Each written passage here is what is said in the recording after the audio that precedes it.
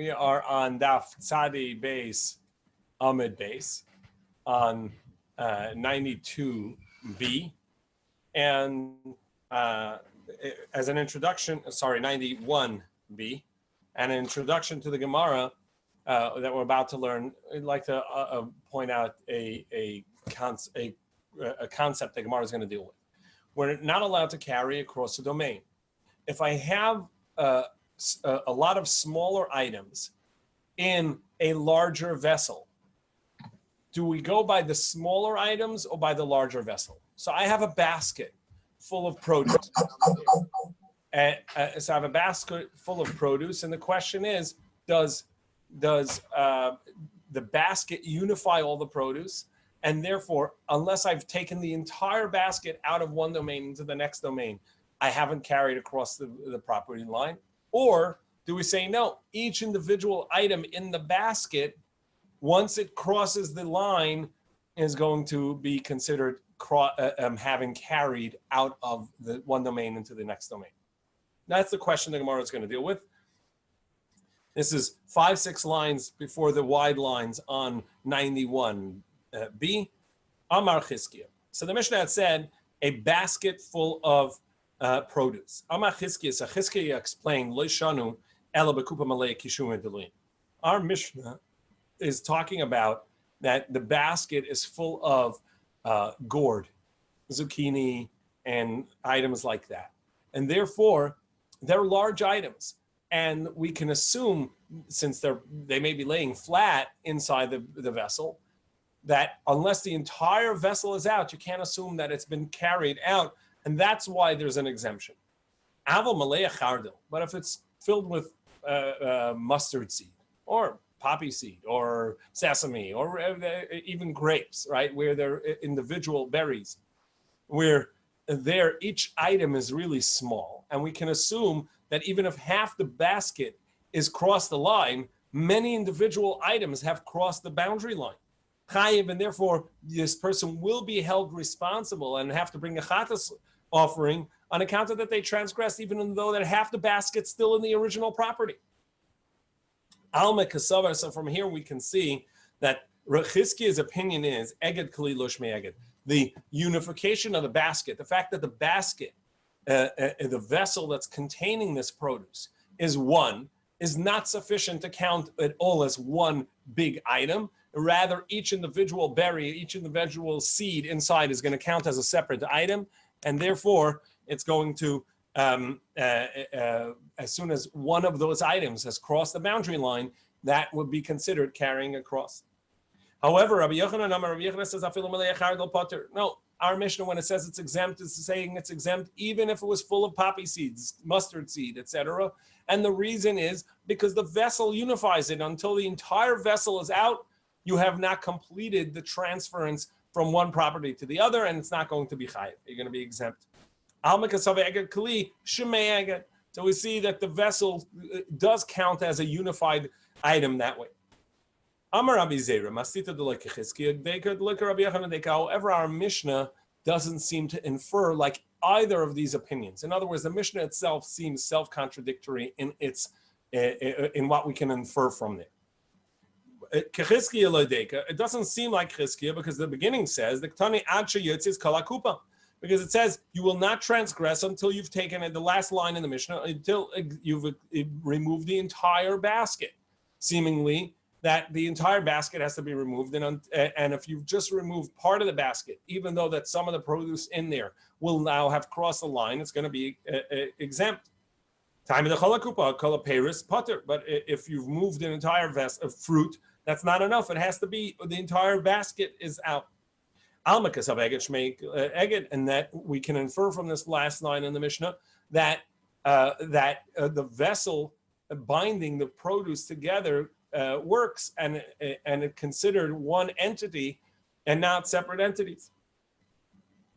However, Rabbi Yochanan the Mishnah also does not infer like Rabbi Yochanan from the other line, Diktani, because it says in the line before that, the second to last line in the Mishnah, it says even if most of the produce is outside and it's seemingly individual pieces of produce are on the outside. Since it's all in a basket, even though that with X-ray vision, the ground, you can see that it's crossed the line, but when it's in the basket, it's all one. Timer the Rev Paris or Kol Paris Avagav Dagida Kuba. So you see that it's only because the majority of the fruit's not out. But if the entire fruit is out, it's going to be chayiv then. So we see that according to Rabbi Yochanan that it's going to be chayiv alma kasavar eged kli loshmi eged. So the Brisa is going to, the Mishnah is going to infer in that line that the vessel does not unify it, because it infers only most of the produce is out. But if all the produce is out, the entire produce product is out, it's going to count as having transferred it across the line. And that's not like Rabbi Yochanan, who said that the vessel binds it, and therefore it's considered one entity, and until the entire vessel is out, you will not have transgressed. Well, then we have a self-contradiction in the Mishnah itself. So what do we do? So Chizkiya and Rabbi Yochanan both can explain the Mishnah and answer the contradiction, the inferred contradiction, according to their opinion. Here's how Chizkiya explains it. You have to take out the entire vessel. That's because it's filled with large items, such as gourd, zucchini, and so on. And so you have to know, in order to know that you've transferred across the produce and across the line, since they're laying horizontally, they could still partially be in the original property line and haven't crossed entirely out. Therefore, you have to have the entire vessel out to know that it's crossed. But if it was filled with seeds, mustard seed, poppy seed, whatever it may be, then it's going to be, then you know for sure that individual pieces of produce, meaning individual grapes, individual berries, individual sesame seed, is going to be counted as if it's already out, because it is out. It's across the airspace of that property line, and therefore you would be a chayiv and have transgressed. Rabbi Yochanan and Rabbi Yochanan explains the Mishnah his way.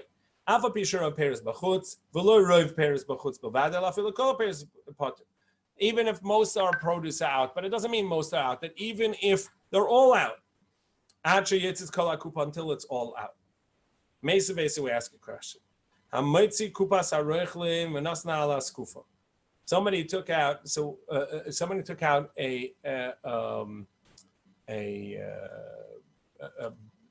basket, a box that a peddler has all his wares in, right? So there has many different sub boxes within this crate, and in each one he has different items.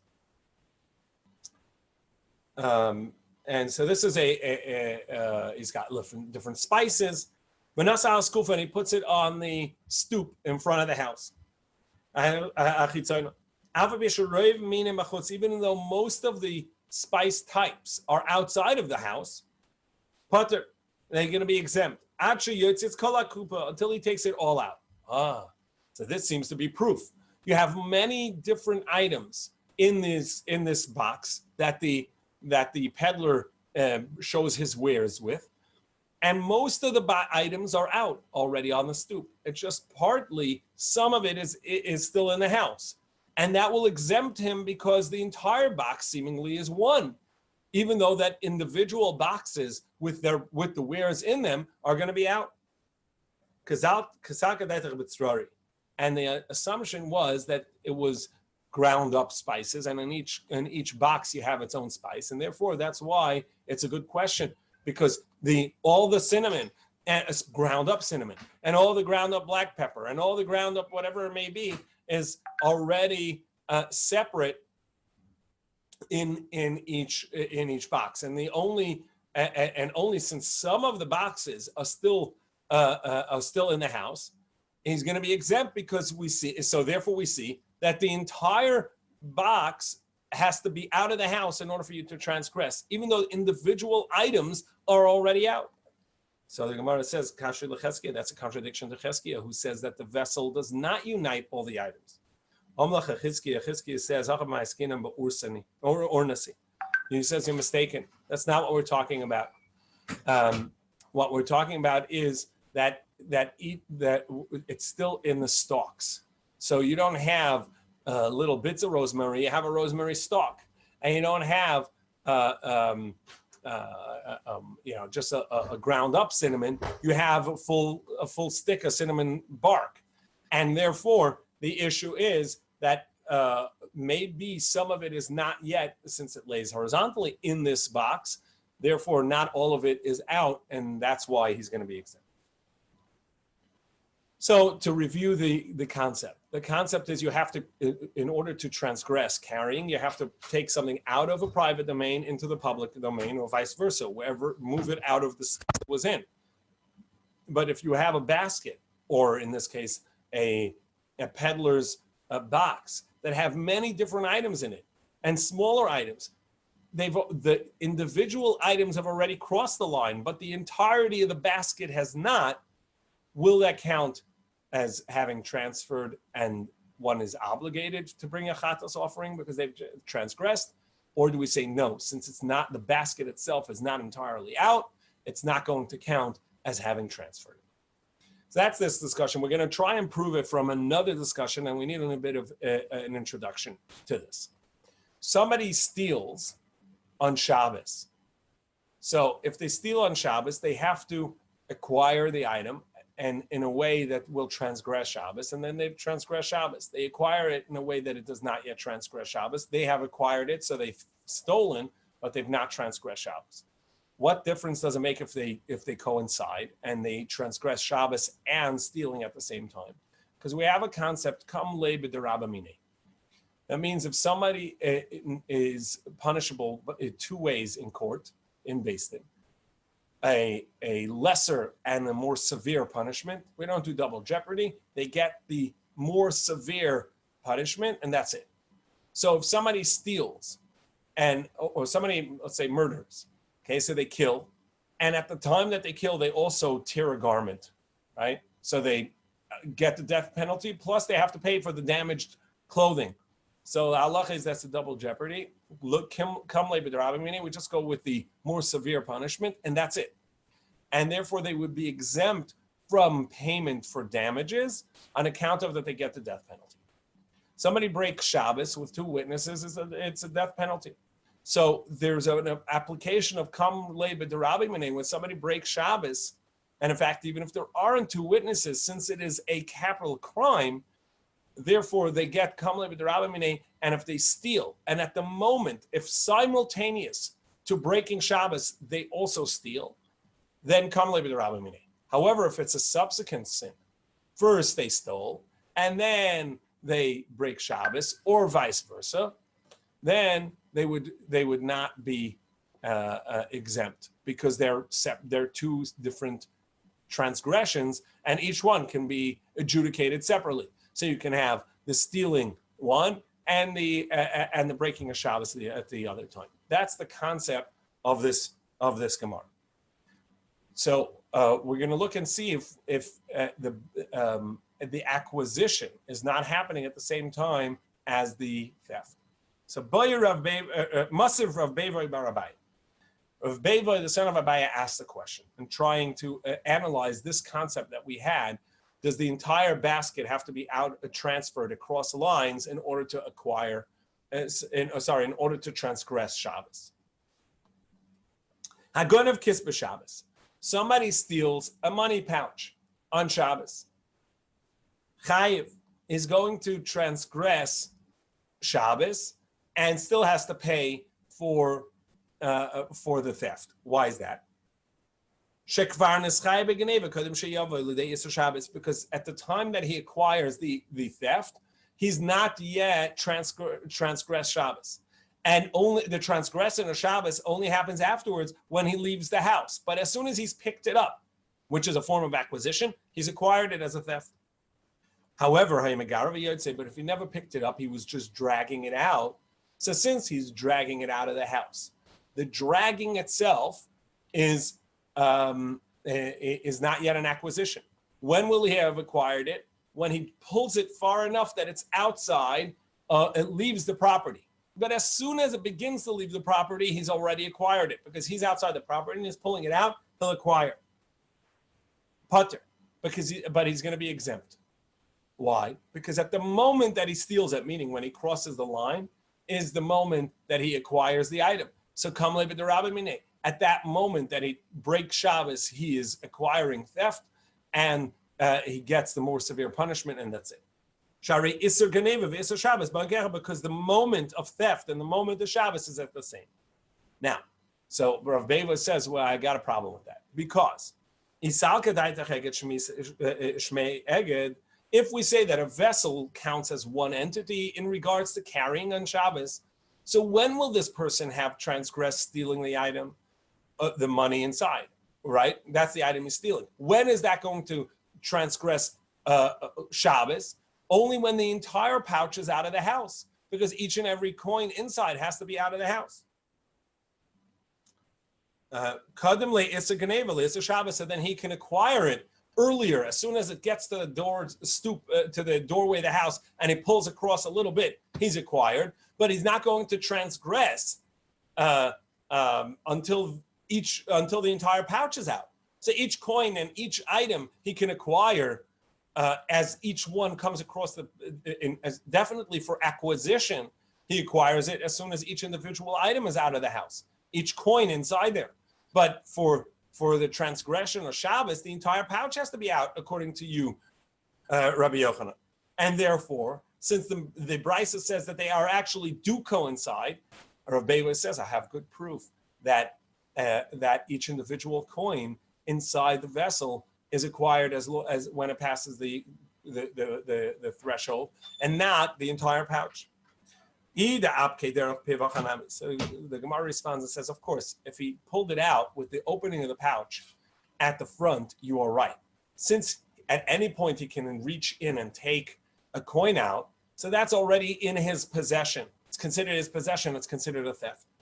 But it's not the case. He pulled it on, and the money pouch is sitting upright, and therefore, since it's upright, he cannot reach in and get the vessel, the coins out from the money pouch, and therefore he will not have acquired yet, and the acquisition happens at the same time as transgression of Shabbos. So when it says why? But he can just open the seam, and if he opens the seam, he can get the coin. He doesn't have to reach in from the top of the opening of the pouch. He can open it. If he's stealing, he can just break it open. So now we're on Tzadi Beis Amud Aleph at the top of 92.8. Because he can remove he can remove the coins, and if he can remove the coins, he's acquired it, and the theft happened prior to the transgression of Shabbos. So the Gemara says, no, benascha. We're not talking about coins. We're talking about gold and silver rods. These are rods, and therefore, even if you can open it, each individual rod is still partially in and partially out. So the Gemara says, okay, so what? Given the ikashansin mapikle ad pume v'shari, since it has the money pouch has the leather straps that they're tied with, and those are and he can open that and get it. The Gemara says, "Agide megavoy, mishantz agide megavoy," and they are tied on the outside. And since they are tied on the outside, he can get the rods. So the Gemara says the lekashansin. There are no leather straps to open it with. The islay. There are, however, the mekarchi lave, they are dragging behind. So again, it never really gives them the opportunity to reach in and take the item. So the acquisition never happened yet until the entire pouch is out of the house, and that's the very time that the transgression of Shabbos happened. So according to Rabbi Yochanan, we can still say that this brisa also agrees to the concept that the vessel combines it as one in regards to Shabbos. And we're talking about in a scenario that indeed he does not acquire the items that he's stealing until such time that it comes out at the same time, because either it doesn't have a belt to strap to unstrap this money pouch to get the contents, or it does have these straps, but they're still lagging behind in the house and they're dragging, and therefore he's not yet fully acquired it. Back to the concept, the question of whether or not the vessel counts as one or each individual item in the vessel counts as one. Rava said similarly, like Chizkiah, that the vessel is talking about that it has gourd in there, and that's why each fruit is assumed not to be out yet, because they're laying horizontally, and therefore some of the produce is still in the house, and so you've not transgressed pulling it, moving something out of one domain into the other. But Rava says, like Chizkiah, that if you actually removed half a vessel, and in that vessel there are small products like produce, like seeds, grapes, berries, etc. There are individual produce that has already crossed the line, and you would transgress. So we see Rava, like Chizkiah, is of the opinion that the vessel does not count as a unifying vessel, and therefore each individual item in the vessel counts as it's on its own, and until he's and as soon as he's moved one across the property line, he's transgressed. Abaya says, no, even if it's full of seeds, it'll be exempt, on account of, like we saw from Rabbi Yochanan, that the vessel unifies it and it's considered one entity, and until he's taken the entire vessel out, he's not going to be transgressing. That the vessel counts as binding it into one. However, the Gemara says that we know that there's a discussion between Abaya and Rava where they say the opposite. This statement, even though that it's true that we just said in the name of Rava and Abaya, that's a retraction, a reversal of opinions, because each one had the opposite opinion prior to that. Where did they have that? And we have a contradiction of Abaya with Abaya and Rava, and of Rava the Itma, because it was a statement which was made prior to this one where they retracted. Somebody takes produce out into the public domain from a private domain, transgressing, carrying from private to public domain. Abaya says if it's in a hand, he's transgressed. However, bekli pater, if he did it in a vessel, he's going to be exempt. And Rava Amar biyad pater, if he did it in his hand, he's exempt. Bekli chayiv is in a vessel, is going to be he's going to be transgressing. And the question, what's the basis of this machlokes? He still is standing in the private domain, and he takes the produce, he picks it up, and he transfers it out to the public domain. Now, if it's in a vessel, so if it's in his hand, so Abai says he's chayiv, even though he's still standing in the private domain, but since he stuck his hand out, his hand does not count as a part of him. The produce that's in his hand has transferred across the property line. It's in the public domain, and it counts as a transgression. Whereas if it's in a vessel, as long as part of the vessel is still in the house, it's going to count as in the house and not fully transferred. However, Rava says the opposite way around. Rava says as long as it's still in his hand, he will be exempt, because the hand is a part of the body, and the body is still in the private domain, and it follows wherever he is. And so, if he's holding something in his hand, even if he sticks it out of the house into the public domain airspace, it's going to be exempt. But a vessel, we look at each individual piece of produce in there, which is a contradiction to the statement we said before. The kasha tavayu. So it's a question. So therefore we say, Epach, we're going to have to swap the opinions. Biyad chayiv, that Rava is the one that says that if you stick it out in his hand, it's going to be exempt because it's a part of his house. So Gemara says, Vatanan, but we have a Mishnah that says, The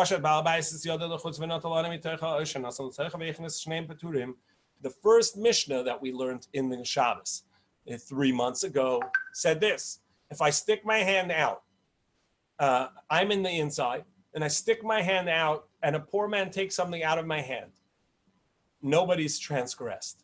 Wait, but I just took my hand and I stuck it out with produce into the public domain. And you just said that there's a machlokas here of whether he's chayiv or patur. The Mishnah says he's going to be exempt. The Mishnah says he's exempt because if he sticks his hand out, he's still in the house and he has not done anything, even though the product that's in his hand has crossed the line. So the Gemara says, there it's talking about that it's above 3 tefachim from the ground. So it never landed. As we've discussed many times, every carrying requires 3 steps: being uprooted from where it is, lifting it up, transferring across the prohibited line, and then putting it down. But if I just stick my hand out, I have only done the first 2 of the 3 steps. Who did the third step? The poor man who took it out of my hand while it was already in the public domain. Well, then no one's transgressed. Here, what is Abaye and Rava talking about when my hand is within 3 tefachim from the ground? Whether I'm in a basement apartment and the ground level is basically at my eye level, and so when I stick it out, I'm basically on the ground level, or I'm crouching down and my hand is low down. In any case, since it's within 3 tefachim of the ground, and it's resting on my hand on something, it's as if it's on the ground, and it counts as a hanacha, as the third step. I've picked it up, I've crossed it across the line, and I put it down, and therefore it would be chayiv. The next Mishnah, this is on 92a Tzadi Beis Amud Aleph. Hamotzi bein b'yamina bein b'smoila bein b'toch cheka al kasefav chayiv. And this is connected to this week's Torah reading that we just read. That if somebody carries, whether with their right hand, their left hand, by holding it against their torso, or if they carry it on their shoulder, they're going to be chayiv. Why? Because in the Mishkan, that's the way it was carried. As we learned today, the reading that the vessels of the Mishkan were carried by the Leviim on their shoulders. They had to lift it up, and therefore there's going to be any of these ways, whether they carried in the left hand, the right hand, the left hand against their body, or on their shoulders. The Yerushalmi explains, we brought over here on the side of the Gemara in the name of Rav Hai, that the Yerushalmi explains that the pasuk says that at the inauguration that the Levim had to carry various parts of the service. They had to carry oil. They had to carry 2 types of oil, actually, the anointment oil and the oil for the menorah. They had to carry the breads that were from the mincha, and as such, what they essentially had was they had carrying in one hand 2 oils in the various hands. They had the carbon against their body, and the mincha was on their shoulders. The bread, which were basically like flatbreads, were on their shoulders. So that was the carrying. So too, if we carry right hand, left hand against the body or on the shoulder, it's going to count as properly having transgressed this. Because typically we say it has to be done in a normal manner, and if you don't do it in a normal manner, there'll be you're exempt on account of not having done the transgression in a typical normal way. And this is going to count as a normal way because this is the way it was done by the Leviim themselves. Shekain, as the Mishnah says, Shekain Masa B'nei Kahas, because that's the way the children of Kahas carried the parts of the Mishkan. But if you carry it on the back of your hand, meaning in an abnormal way, Beragla, you carried it with your feet. Bepiv, you carry something in your mouth. Not food which is normal in your mouth, but anything that in your mouth that's not a normal thing to have in your mouth. B'mafrakto, you carry it on your marpek, which Rashi says is the armpit, and Tues says is the elbow. Ba'azno, and his ear. Mesa'aro, tucked in his hair. Bepundaso, on his belt. They used to have like a hollow belt, a tubular type of belt that they would wear, and they would put money in there. So, if as we'll see, if it was in the proper way that it can guard it, fine. But if the hollowness was upside down and that's not it doesn't really guard well, so that would be an abnormal way. So since the mouth is down to the bottom, it doesn't count. Or if he carries it tucked between his belt and his garment, or in his cuff at the bottom of his garment, inside a shoe, inside a sandal, putter, all these are going to be exempt because they're not normal ways of carrying. So even though it's prohibited to do, but it doesn't bring a sin offering if he's done it because it's not the normal way of doing it. He didn't carry it out in a typical manner. Says, if somebody carries something, but he carries it above 10 tefachim from the ground, and we know the public domain only exists up to 10 tefachim, Chayiv, nevertheless, he'll be transgressed. Why? He will transgress. Because that's the way the people of the Levium, of the tribe Kahas, of the family Kahas, carried. And how do we know that they carried it that way? The Sefer says, Allah Mishkan, V'ala Mizbeach. Some of them, they carried the Mishkan, and they also carried the Mizbeach. Now, Makish Mizbeach la Mishkan, we compare the two. Ma Mishkan Yud Amos, Af Mizbeach Yud Amos. Just as the Mishkan was 10 amos, say about 15 feet, so to the Mizbeach is 10 amos high. So we know the Mizbeach is about 10 amos high. How do we know that the Mishkan itself was 10 amos high? As it says that the length, meaning the height of each one of the beams, was 10 amos. So we know it's about 15 feet high, 10 amos high.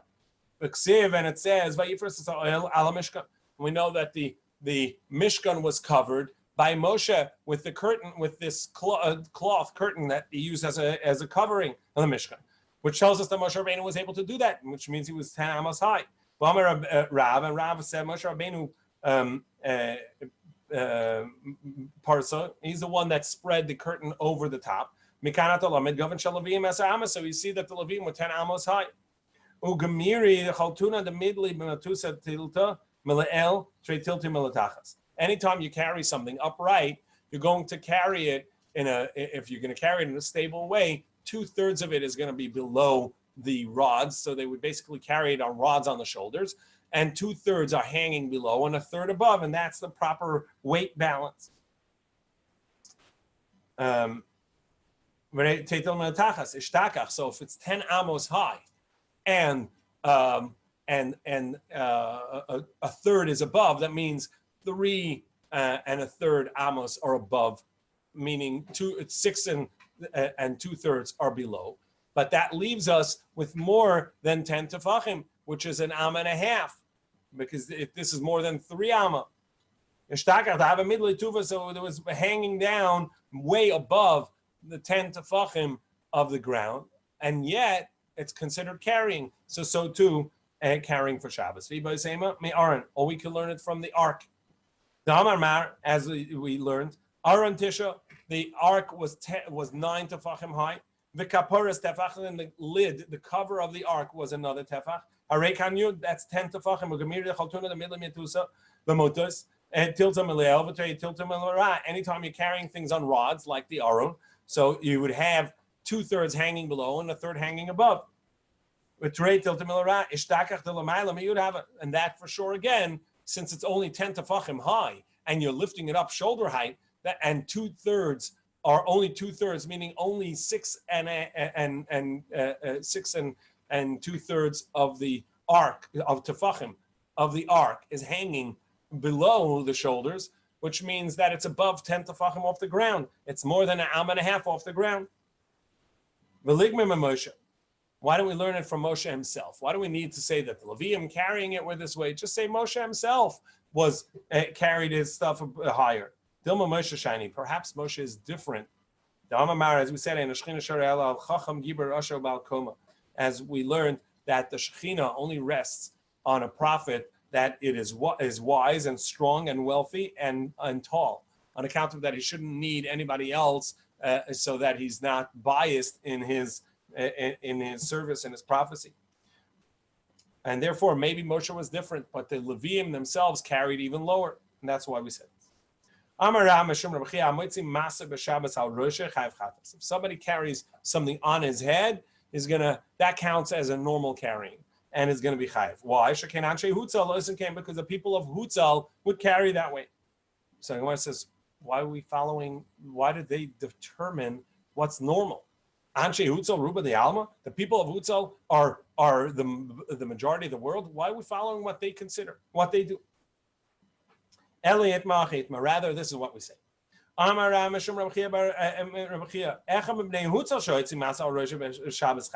Somebody who was originally from Hutzal carries something in our neighborhood on his head. Since he's used to doing that, it counts as a normal way of carrying. So Gemara says that too doesn't make sense. Who cares if his city does that? Here, it's an abnormal way, and his intention, his mannerisms are going to be nullified by the majority. Elliot Machid, rather, this is the correct statement. Somebody carries something on his head is exempt. Why? So what about the people from Hutzal? Even though they do that, we follow the majority, and the majority does not carry something that way, so it doesn't count as a normal way of carrying. We are now on Sadi Beis Amud Beis 92b, and we're going to see the next mission. Somebody meant to carry something in front of him. He's got his money pouch at the end of a stick. He put the stick over his shoulder, and he meant to carry it in front of him. This way he can guard it properly. And by mistake, he put it behind him, or it slid behind him on the rod, and now it's hanging at the back of his stick. So that's going to be exempt because his intention, which was for a better guarding, didn't work. But if he intended to keep it behind him on the stick and it slipped in front, then he's going to be obligated because it's a better protection. And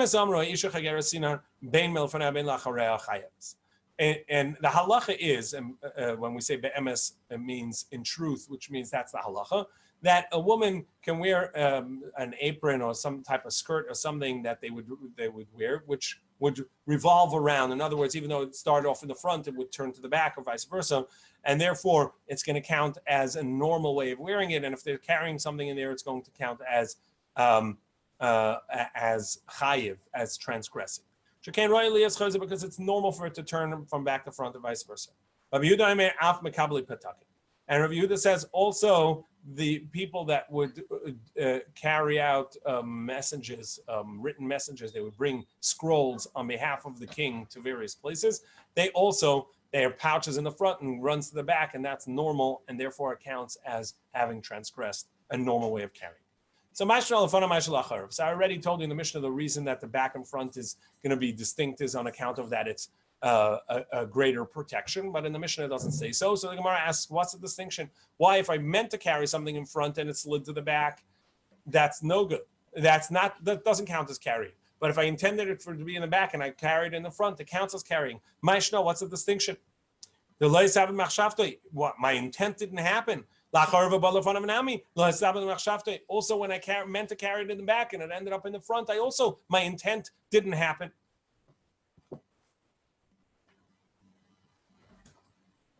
So Rabbi Lazar says, well, the Bryce has two different statements by two different opinions, and they actually are contradictory. Rava says, no, that's not correct. Well, my kushya, really, it's not even a good question. Why? Because Dilma Lafana Vabala Lachar of Hainu Time of the Potter. You know why he's exempt when it was started off in the back and moved to the front? He's exempt in because he meant to keep it in front of him, and it went behind him. And it ended up being a not such a good guarding.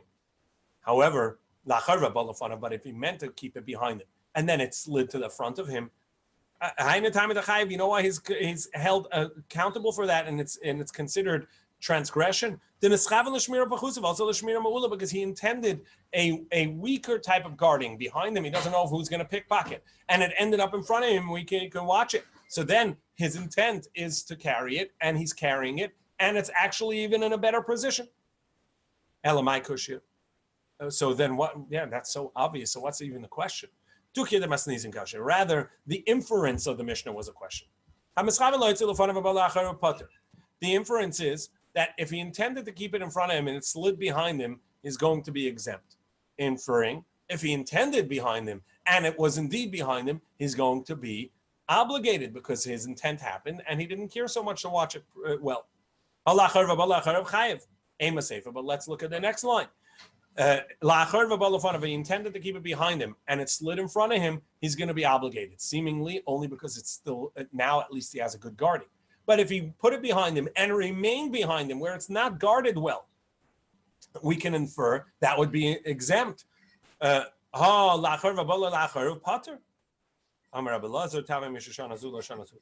Rabbi Lazar says, no, whoever said the first statement and inferred that if he intended to keep it behind him and it's indeed was hanging behind him, that it is a transgression, is not the same opinion as the second. Amar Ravashi, my kushi. Ravashi says here too, it's not really a question. Dilma, let me buy Kamar. Maybe it says that an obvious point, and here's what it's saying. Let me buy Lacharv. If he intended to keep it behind him and it stayed behind him, where his intent happened, for sure he's going to be obligated. The chayiv desabina machshavta, because his intent was fulfilled. But rather, the Mishnah means to say that even if he intended for it to be behind and it slid in front, and now he can watch it better, even though it's not his original intent, he will transgress because it's even a better situation. I may have thought since it wasn't his original intent, he won't be obligated, he won't have transgressed. Also, the chayiv, since he intended for a lesser level of guarding it, and it ended up being a better guarding, he's going to be obligated. And now the Gemara says like this. This statement that we just said, that if he intended to hang something behind him, which is not a good guarding, it's not a good way to guard it, but nevertheless, it is his intent. And his intent was fulfilled. He put his money pouch on a stick hanging over his shoulder, and he walked that way, and so he put it there with intent, and it remained there. That is a machlokas of whether or not he transgresses. Tanayi, this would be two opinions. The Tani we learned in the Brisa. Somebody carries money out in this hollow tubular belt, and the opening is above, he will transgress. But if the tube mouth is below, he will be exempt, because that's not a normal way to carry, even if whatever he stuffed in there was lodged in well enough to stay, to remain. But it's not a normal way of carrying. You don't carry with the opening of the belt downward. However, Rabbi Yehuda says he's going to be obligated, and the Chachamim say they're exempt. Rabbi Yehuda says,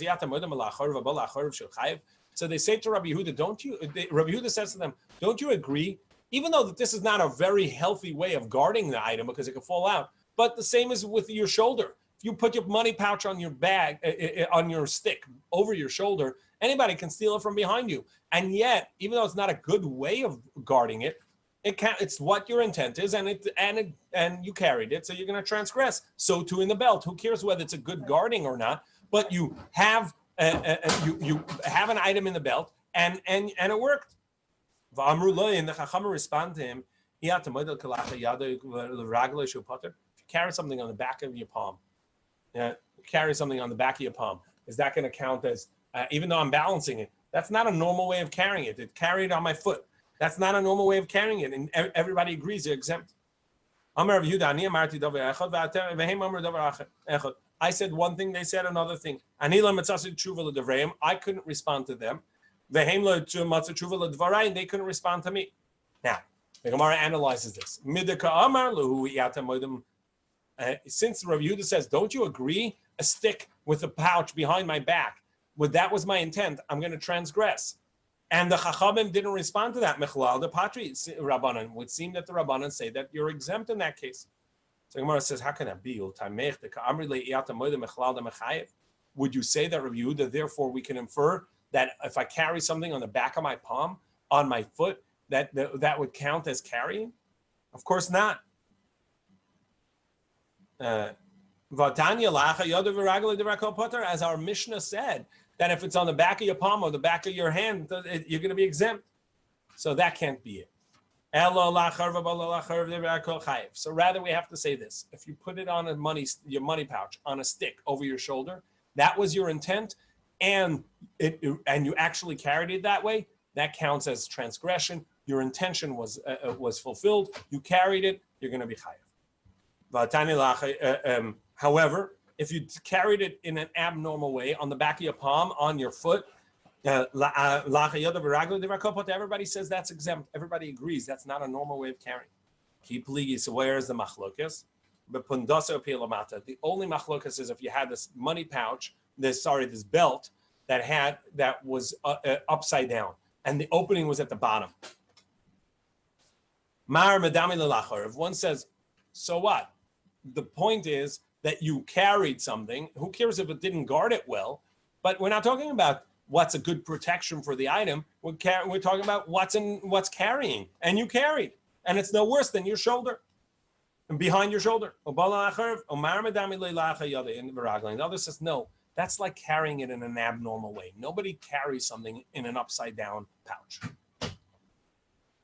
Last two lines to the Mishnah, and then we'll end for tonight. Ba'emes amru isha. We said in the Mishnah, indeed, we said the halacha. That means the halacha is Tana kol be'emes halachi. Anytime it says in the Mishnah be'emes, indeed, we said so. This is the truth. It means that's the halacha. What was said? Rabbi Yehuda says that not only women's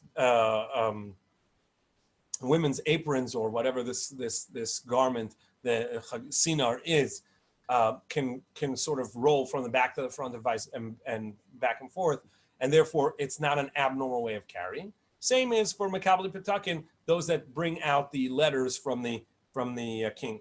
Tana Shakain Lavlare Malchus King, because the scribes of the king, they do that also. They write a bunch of of the decrees or whatever it is that they're bringing out. They have it in a pouch, and that goes from the back to the front, and it's not going to be an abnormal way of carrying. Tomorrow morning, Be'ez Hashem, 7:15. In just a few hours, we'll see you for the continuation, the end of Tzadi Beis Amud Aleph, and Tzadi Beis Amud Beis, and tomorrow's daf of Tzadi Gimel. Shavua Tov.